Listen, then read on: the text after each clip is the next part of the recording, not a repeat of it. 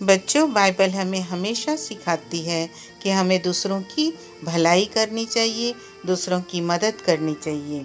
आप सबको रानी आंटी की ओर से जय मसीह की।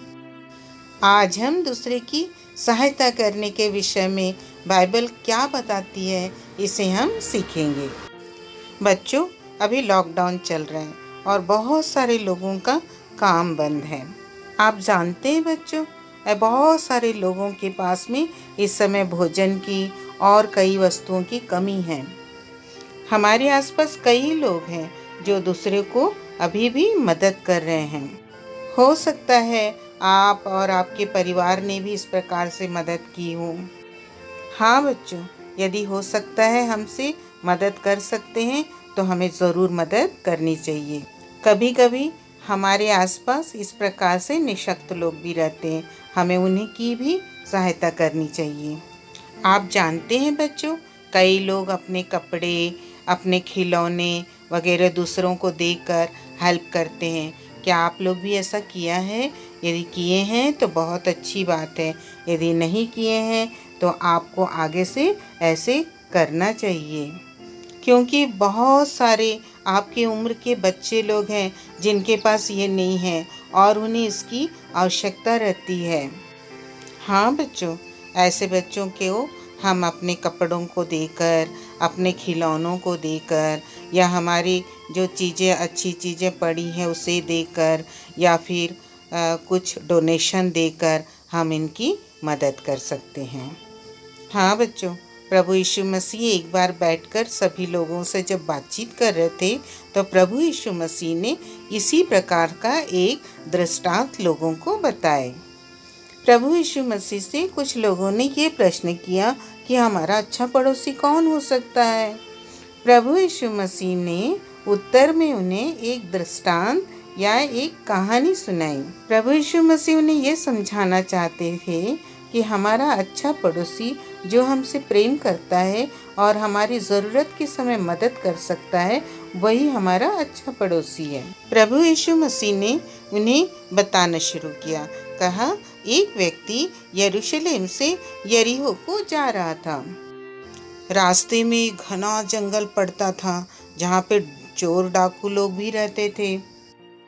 जब यह व्यक्ति जा रहा था, चोर डाकू उसे पकड़ लिए और उसे बहुत मार पीट कर उसका सब कुछ छीन लिया और उसे अधमरा करके छोड़ दिए।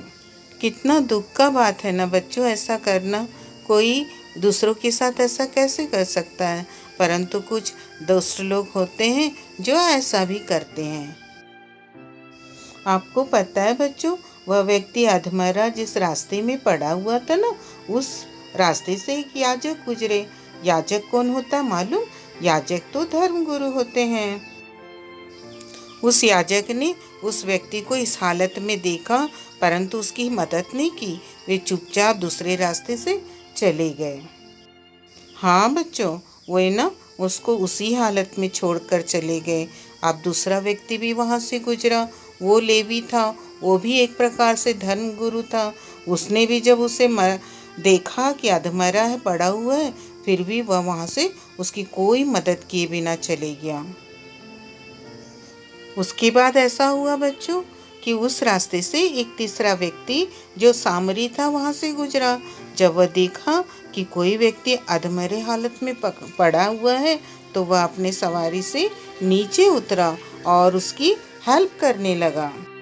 वह उसके घाव को साफ किया, उसमें तेल लगाया, पट्टी बांधा, उसे वो अपने सवारी में चढ़ाया और उसे लेकर एक सराय में पहुंचाया और वहाँ पे सराय वाले से कहा, इसका देखभाल करो। उस व्यक्ति ने सराय वाले को उस व्यक्ति के इलाज के लिए पैसे भी दिए और कहा, इसके अच्छे से देखभाल करो, बाकी जितना लगता है जब मैं लौटूंगा तो दे दूंगा। अब बच्चों आप बताइए, उस व्यक्ति का सबसे अच्छा पड़ोसी या मित्र कौन था? जिसने उसके बुरे समय में उसकी मदद की है ना, वही उसका अच्छा पड़ोसी हुआ। बच्चों, हमारे सबसे प्रिय हमारे पड़ोसी हमारे प्रभु यीशु मसीह हैं, जो हमसे बेहद प्रेम करते हैं। प्रभु यीशु ने हम पर तरस खाया, हमारी बहुत बड़ी सहायता की। हम सब मानव जाति को बचाने के लिए प्रभु यीशु मसीह ने अपनी प्राण सलीब पर दिए, ताकि हम उस बलिदान के द्वारा क्षमा को प्राप्त करके परमेश्वर के साथ स्वर्ग में रह सकें। प्रभु यीशु मसीह ने हमारे लिए इस बड़े कार्य को कर कर हमें सिखाया कि हमें भी हमेशा दूसरों के लिए, दूसरों की सहायता के लिए हमेशा तत्पर रहना चाहिए। गॉड ब्लेस यू बच्चों। प्रभु के बड़े नाम की स्तुति हो।